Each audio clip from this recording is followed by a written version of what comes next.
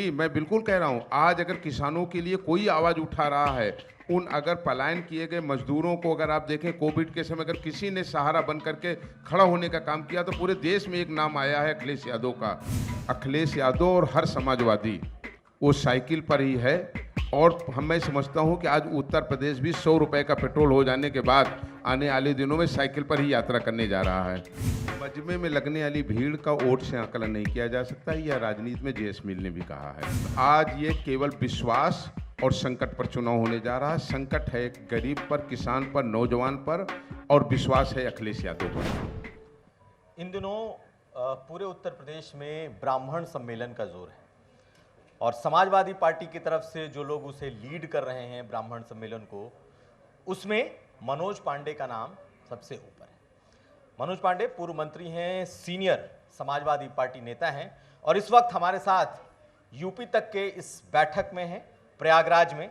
स्वागत है मनोज जी आपका। धन्यवाद आपको। सबसे पहले तो ये बताइए कि आप लगातार ब्राह्मण सम्मेलन कर रहे हैं पार्टी की तरफ से, पूरे उत्तर प्रदेश में घूम भी रहे हैं। ब्राह्मण सम्मेलन और समाजवादी पार्टी, ये दोनों ऐसी चीज़ें नहीं है जो कि कभी पार्टी ने ऐसा किया ही नहीं। जो उस प्रबुद्ध सम्मेलन को आप नाम दे लें, उनका जो कह लें, लेकिन जातियों का ऐसा सम्मेलन करके समाजवादी पार्टी सत्ता में आ जाएगी। देखिए, प्रबुद्ध सम्मेलन निश्चित रूप से हम लोग कर रहे हैं। ये देश और देश की संस्कृति विभिन्न जात, वर्ग और धर्म के लोगों के साथ मिल करके बनी है। जातियों के आप अस्तित्व को समाप्त नहीं कर सकते। और समाजवादी पार्टी डॉक्टर लोहिया से लेकर के, अगर हम देखें छोटे लोहिया जनेश्वर मिश्र जी से लेकर के यहाँ तक नेताजी तक, और आज हमारे नेता आदरणीय अखिलेश यादव, सभी जात, वर्ग और धर्म के लोगों को सम्मान देने का काम किया है, साथ लेकर के चलने का काम किया है। और राजनीतिक भागीदारी के लिए सम्मेलन और कार्यक्रम आवश्यक हैं कि जिससे हम इस चीज़ को महसूस कर सकें, उनकी गणना कर सकें कि किसकी कितनी भागीदारी होनी चाहिए और किसको क्या समस्या है। लेकिन आपको जब बसपा ने शुरू किया, जब बीजेपी ने शुरू किया, समाजवादी पार्टी भी उसी को फॉलो कर रही है और आपको लगता है कि ब्राह्मण वोट इस बार समाजवादी पार्टी को जाएगा? देखिए, मैं एक तो ये स्पष्ट कर दूं, इस भ्रम को मैं दूर कर दूं देश का। 17 जनवरी 1997 जनपद रायबरेली में देश का सबसे बड़ा प्रबुद्ध सम्मेलन हुआ था और जिसका मैं आयोजक था। और माननीय जनेश्वर जी उसमें पेट्रोलियम मंत्री थे और माननीय नेताजी उसमें देश के रक्षा मंत्री थे। प्रबुद्ध सम्मेलन की शुरुआत रायबरेली से हुई थी और यह प्रबुद्ध सम्मेलन 2018 के नवंबर 3 से हम लोगों ने शुरू किया था और चौथा चरण हम सबका चल रहा है। ये तो सवाल उन लोगों से करना चाहिए जो लोग आज कहते हैं कि खुशी दुबे के मुकदमे को हम लड़ेंगे। तो सवाल ये उठता है कि 15 महीने तक इस कुंभकर्ण की नींद या क्यों नहीं टूटी? तो आप लोगों ने 15 महीने तक उन्होंने क्यों नहीं सोचा? उठाया था, ये तो बसपा के मुद्दे को ही आप लोगों ने कैच किया। नहीं, बिल्कुल ये तो कहना गलत होगा। समाजवादी पार्टी जिस वर्ग और जात धर्म के साथ अन्याय हुआ वहाँ खड़े हुए। अगर आप देखें तो महोबा के खनन व्यापारी के साथ, इंद्रमणि जी के साथ जो घटना घटी उसमें मनोज पांडे वहाँ पहुँचे। अगर प्रशासन ने नहीं जाने दिया तो उसे गिरफ्तार करना पड़ा।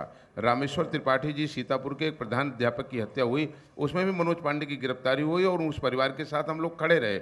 और जहाँ तक खुशी दुबे का सवाल है, हम विकास दुबे की बात नहीं करते और किसी अपराधी के साथ समाजवादी पार्टी खड़ी नहीं हो सकती, लेकिन एक उस बेटी और बहन के साथ जिसे 3 दिन पहले ये न मालूम हो उसका विवाह किसके साथ हो रहा, उसके हाथ की मेहंदी न छूटी हो आप कह रहे और उसे आप अपराधी बना दें तो सवाल तो उठेगा।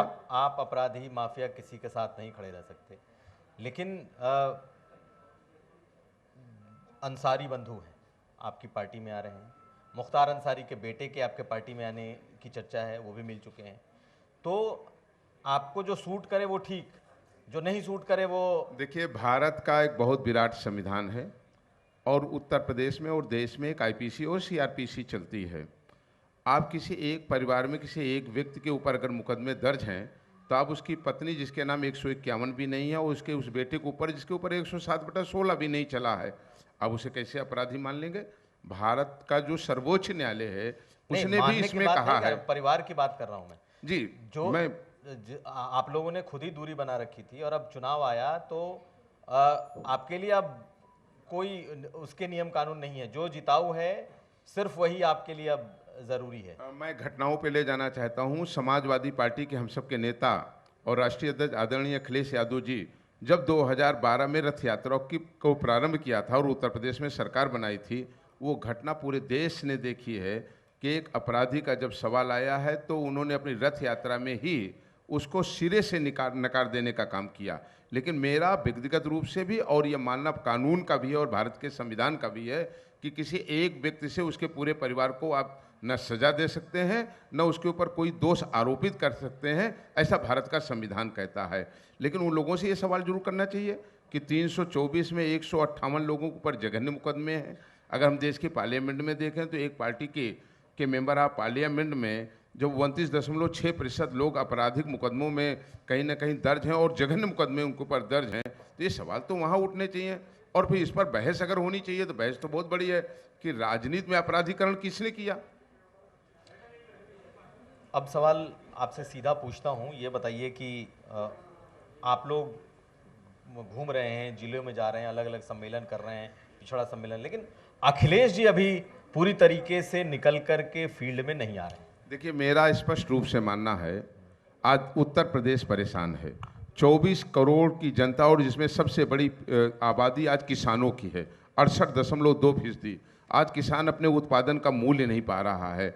आज किसान जिस संकट से अपनी खेती को कर रहा है कि दिन और रात वो अपनी केवल खेती पर पहरा दे रहा है, बिजली महंगी है, को लेकर के अखिलेश यादव को भी मैदान में होना चाहिए। जी मैं बिल्कुल कह रहा हूं, आज अगर किसानों के लिए कोई आवाज उठा रहा है, उन अगर पलायन किए गए मजदूरों को अगर आप देखें कोविड के समय अगर किसी ने सहारा बन करके खड़ा होने का काम किया तो पूरे देश में एक नाम आया है अखिलेश यादव का, जिनको उन्होंने ना कि केवल समाजवादी पार्टी से आर्थिक मदद किया बल्कि उनके साथ इलाज से लेकर के उनकी व्यवस्थाओं में भी उनके साथ खड़े होने का काम किया। आज बड़ा मुद्दा है उत्तर प्रदेश में बेरोजगारी का।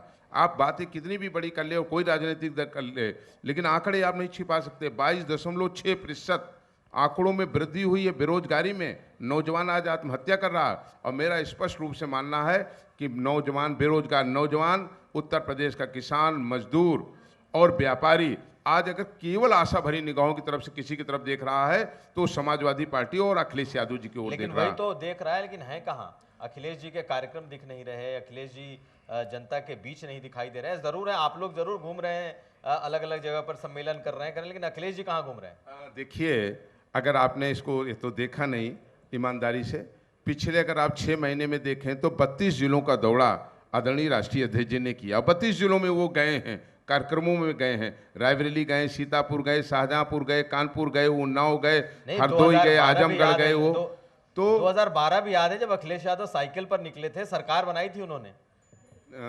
अखिलेश यादव और हर समाजवादी वो साइकिल पर ही है और मैं समझता हूं कि आज उत्तर प्रदेश भी 100 रुपए का पेट्रोल हो जाने के बाद आने वाले दिनों में साइकिल पर ही यात्रा करने जा रहा है। एक और सवाल है मनोज जी आपसे, वो ये कि कहा यह जा रहा है कि जो MY समीकरण है, M और Y समीकरण, वो आपके साथ है, आप 25% से शुरू करते हैं, लेकिन ओवैसी फैक्टर आपको लग नहीं रहा आपको डेंट कर रहा है? जिस तरीके से असदुद्दीन ओवैसी की सभाओं में भीड़ जुट रही है, यूथ आ रहा है, एक यूथ आइकॉन कहते हैं अखिलेश यादव हैं, और अगर ओवैसी भी मैदान में हैं तो सबसे ज़्यादा नुकसान तो समाजवादी पार्टी को होगा। मजमे में लगने वाली भीड़ का वोट से आकलन नहीं किया जा सकता, यह राजनीति में JS मिल ने भी कहा है। मेरा ये मानना है कि आज उत्तर प्रदेश भूखमरी की कगार पर है, किसान संकट पे है, बेरोजगार नौजवान आत्महत्या की ओर जा रहा है और उस सब की एक किरण है 2012 से 17 तक आदरणीय अखिलेश यादव जी के डेवलपमेंट के वर्क और उनको रोजगार से सीधे जोड़े जाने का। मजमा है असदुद्दीन ओवैसी का।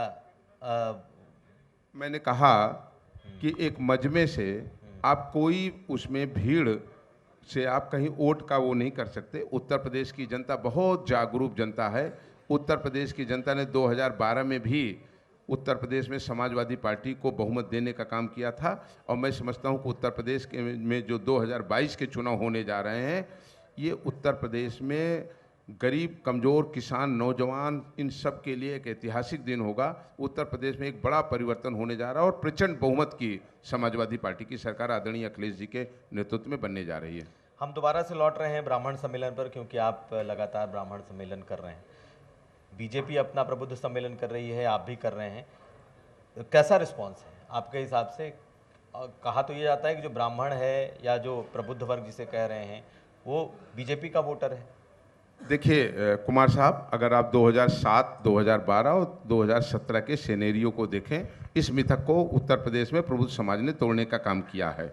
अगर तीनों चुनाव में देखें, ब्राह्मण का जहाँ तक आपने प्रश्न किया, मैं कह सकता हूँ कि ब्राह्मण इस देश और इस श्रेष्ठ को दिशा तय करने वाला व्यक्ति था। ब्राह्मण एक महर्षि के रूप में, एक साहित्यकार के रूप में, एक तपस्वी के रूप में, स्वतंत्रता संग्राम के 1857 के महानायक मंगल पांडे के रूप में और चंद्रशेखर आज़ाद के रूप में और देश के एक बड़े वैज्ञानिक के रूप में उसने देश को, समाज को और श्रेष्ठ को हरदम एक नई दिशा देने का काम किया है और न्याय के साथ वो खड़ा रहा।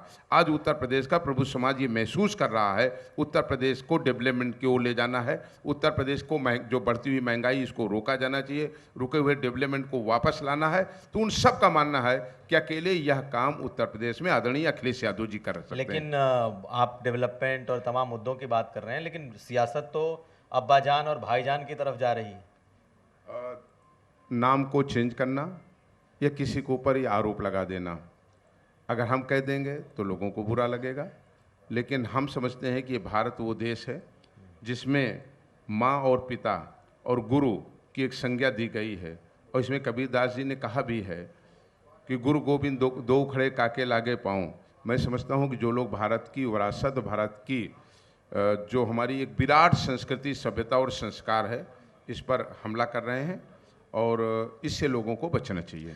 अब आखिरी सवाल, अखिलेश जी ने तो दावा किया है कि 400 सीटें समाजवादी पार्टी लाएगी, 403 में 400 सीटें। आप तो घूम रहे हैं, सम्मेलन कर रहे हैं, तो 3 सीट में पूरा विपक्ष सिमट जाएगा और 400 सीटें आप लेकर के आए। हमें लगता है कि इस देश में का जो सबसे बड़ा सूबा है उत्तर प्रदेश, उसमें एक नई तरीके का चुनाव होने जा रहा है आदरणीय अखिलेश यादव जी के नेतृत्व में। इसलिए 22 का चुनाव उत्तर प्रदेश का किसान लड़ेगा।